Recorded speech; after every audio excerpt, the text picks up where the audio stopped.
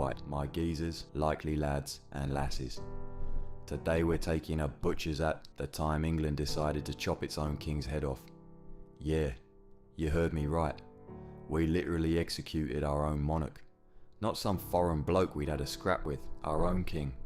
On home soil, outside a fancy building in Whitehall, broad daylight. Now I'll be honest with you, when I first read about this I thought someone was having a laugh. I was sat there going, nah, we never done that, did we? Because you'd think that's the sort of thing they'd bang on about more in school, wouldn't you? But no, Year 9 history was all about the Tudors, and then suddenly we're doing the bloody Blitz. Missed out the bit where we went full Game of Thrones on our own gaffer. So let's get into it. 30th of January, 1649. Freezing cold morning, London. A massive crowd outside the Banqueting House, and they ain't there for a Ruby Murray. They're there to watch King Charles I get his head lopped off. Mental. Right, so who was this Charles geezer then? Well, he weren't thick, I'll give him that. He was well into his art, very religious, proper cultured bloke by all accounts. Bit like my Uncle Frank when he's had 3 pints and starts going on about Renaissance painters, except Charles actually knew what he was on about. But here's where it all goes pear-shaped. Charlie Boy was absolutely convinced, and I mean properly, deeply believed, that God himself had personally picked him to be king. Not in a vague, oh I'm blessed sort of way. Nah, he genuinely thought he was God's chosen representative on earth, and that no one, not Parliament, not the courts, not Dave down the road, had any right to tell him what to do. Now, imagine your mate at work reckoned he didn't have to follow any rules because he thought he was appointed by a higher power. You'd tell him to do one, wouldn't you? That's basically what Parliament tried to do, repeatedly. For 11 years, 1629 to 1640, Charles just didn't call Parliament, like at all. Just went, nah, I'm good, thanks. Governed the whole country on his own. They called it the personal rule if you were being polite, or the 11 years tyranny if you weren't. He started making up taxes. There was this thing called ship money, which was supposed to be a coastal tax for the Navy, but he went and charged people inland as well. Imagine getting a congestion charge bill and you live in Clacton-on-Sea. You'd be fuming. He also started messing about with the church. Now, England had already had a massive falling out with the Pope, and a lot of people, especially the Puritans, reckoned Charles was sneaking Catholicism back in through the side door. That wound people up, something chronic. My nan would have had a fit. She got annoyed when they changed the format of songs of praise. Thing is, English kings had limits. Magna Carta made that pretty clear back in 1215, but Charles basically looked at centuries of precedent and went, yeah, nah, and eventually people had enough. So by the early 1640s, everything's kicked off. Money problems, religious arguments, power struggles. It was like Christmas dinner at my mate Pete's house, when his mum and dad both have opinions about Brexit. Charles had tried to strong-arm Scotland into using his prayer book, which went down about as well as you'd expect. That led to the Bishops' Wars, which he lost by the way, and those were so expensive he had to call Parliament back to get money. Bit awkward that, like blanking someone for 11 years and then asking to borrow a tenner. But the real oh no he didn't moment came in January 1642. Charles physically marched into the House of Commons, armed guards and all, to arrest 5 MPs that he reckoned were being treasonous. Just walked in like he owned the place. Well, I mean, technically he did, but that weren't the point. The MPs had already legged it. The Speaker basically told him they'd gone. The famous line, apparently, was that the birds had flown. Imagine the embarrassment. That's like my old man storming into the pub to have a go at someone and they've already gone home. Ridge would have been seething. Anyway, that stunt was the final straw. Shortly after, proper war broke out. The English Civil War. Royalists, called Cavaliers the King's Lot, versus parliamentarians, called Roundheads because of their haircuts apparently. I'm not making that up. We named an entire army faction after a dodgy trim. And look, this weren't some clean, polite disagreement. This was brutal. Families literally split down the middle. Brother fighting brother. Hundreds of thousands of people died in a country that wasn't even that big population-wise. It was properly grim. If you're enjoying this, do us a favour and smack that subscribe button, yeah? And the little bell as well, if you're feeling generous. I don't know what the bell does exactly, but YouTube seems dead keen on it. Cheers. Now, on the Parliament side, there's one bloke who starts rising through the ranks like a nutter. Oliver Cromwell. He weren't glamorous. He weren't from some posh aristocratic family. He was basically a middle-class Puritan from Cambridgeshire who turned out to be absolutely mustard at warfare. Like finding out your quiet neighbour is secretly a cage fighter. You'd never have guessed it. Cromwell helped set up what they called the New Model Army, which was this proper disciplined, well-trained fighting force. Before that, a lot of armies were basically just whoever the local lord could round up and hand a pointy stick to. The New Model Army was different.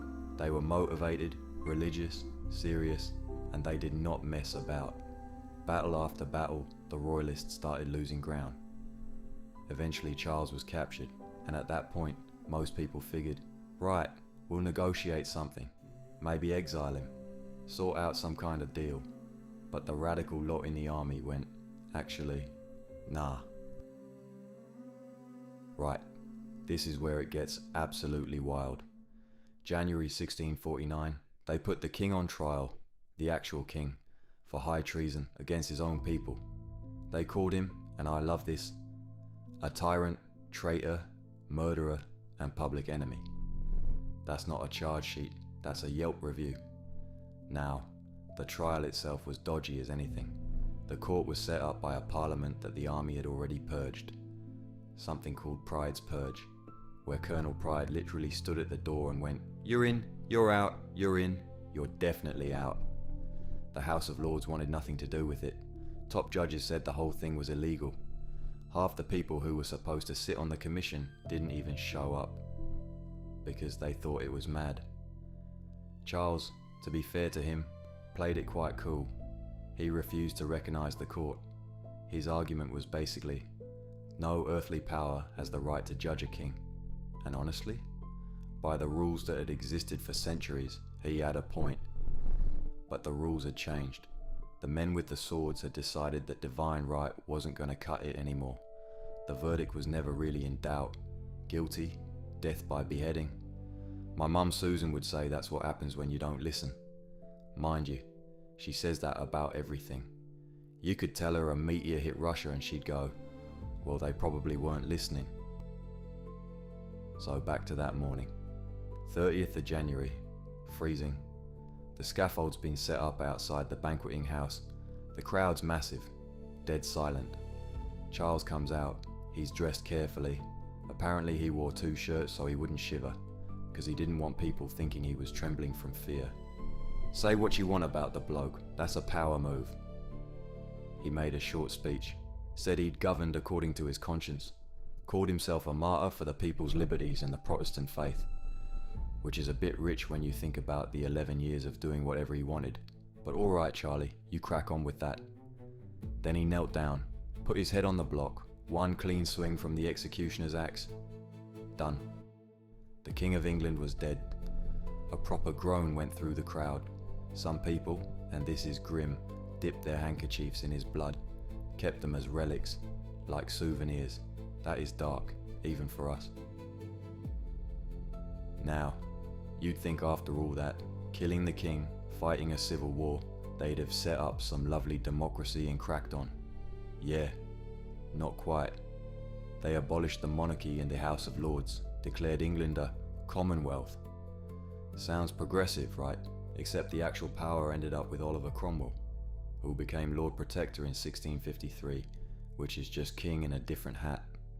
He dissolved parliaments when they annoyed him, ruled by military decree, banned Christmas, closed the theatres, closed the pubs. If Cromwell was alive today, he'd be reporting your barbecue to the council. A lot of people at the time reckoned his rule was actually more authoritarian than Charles had ever been, which is properly ironic when you think about it. We got rid of the tyrant and replaced him with a slightly worse tyrant, but at least this one's our tyrant. He was even offered the crown at one point and turned it down. I mean, fair play for the restraint, but also, read the room, Ollie. After Cromwell died in 1658, his son Richard took over briefly, but he was about as effective as a chocolate teapot. The whole thing collapsed within 2 years, and in 1660, the monarchy was brought back. Charles II, the dead king's son, rocked up and everyone went, "All right, welcome back, sorry about your dad." But here's the thing that actually matters, right? Even though they brought the king back, something had permanently shifted. For the first time ever, a reigning English monarch had been tried, convicted and executed by his own subjects. The idea that kings were untouchable, gone. That moment echoed through everything that came after. The Glorious Revolution, the Bill of Rights, the whole lot.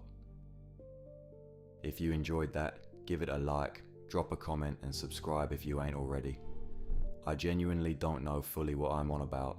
I'm learning this stuff same as you lot. So if I've got anything wrong, leave a correction in the comments. I'd rather know the truth than sit here spouting nonsense. And check the sources in the description for the proper academic stuff. I've linked everything I used. British history loves its pageantry, don't it? The crowns, the ceremonies, the gold carriages. But underneath all that pomp, there's this raw, mad moment where England looked at its king and just went full Punisher mode. Whether you reckon Charles was a stubborn tyrant who had it coming, or a principled bloke who stuck to his beliefs, and whether Cromwell was a hero of liberty, or just another dictator with a better marketing team, one thing's for certain. On that cold January day in 1649, the axe didn't just take off a head, it took off an old way of thinking, and England was never quite the same again. Catch you next time, geezers. Every fall, every hole in our books, in our hearts we recall every victory.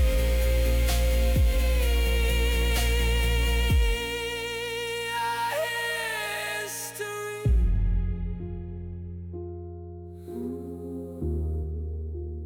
history.